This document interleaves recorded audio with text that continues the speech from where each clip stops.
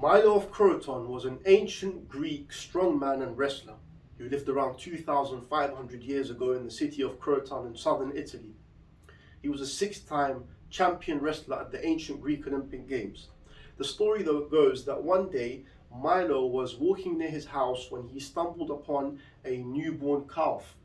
Rather than going about his daily business, he decided to hoist the calf onto his shoulders, and then he done the same thing the next day, and the next day after that, and the next day after that.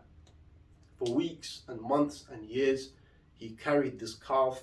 Each time the calf was growing bigger, and each time Milo was carrying more weight onto his shoulders, until over the years he was carrying a full-grown ox.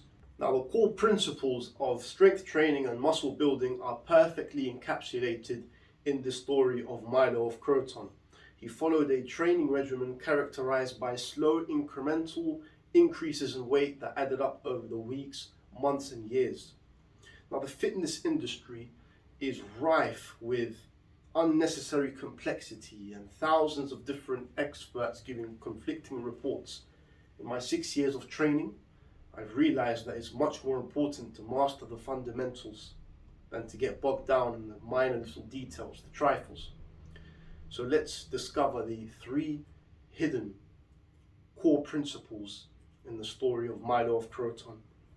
Number one, it is start reasonable and start light. Milo of Croton did not begin by lifting a full-grown ox on the first day. He started off by lifting a small calf. So start with a weight that is light and reasonable and easy for you. Number two is consistency. Had Milo of Croton only lifted the calf once or twice or 10 times a year, then it would have never worked and he would have never been able to lift that ox when it became bigger. Therefore, in order to make progress, you must have a consistent, sustained effort. Number three is improvement, an increase in very small numbers. Milo's calf grew a very small amount incrementally, but these small amounts added up to a very significant weight over time.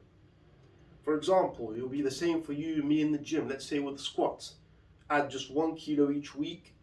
Over the course of 2 years, that's 100 kilos increase in your squat. So these tiny gains add up. The weight on the bar should increase like the calf, with it slowly and gradually. So the fundamental core principle we can extract from the story of Milo and the calf is progressive overload, which is defined as the gradual increase of weight placed on the body during training, such as weights or reps. This is nothing new, and it is the best way to acquire muscle and strength.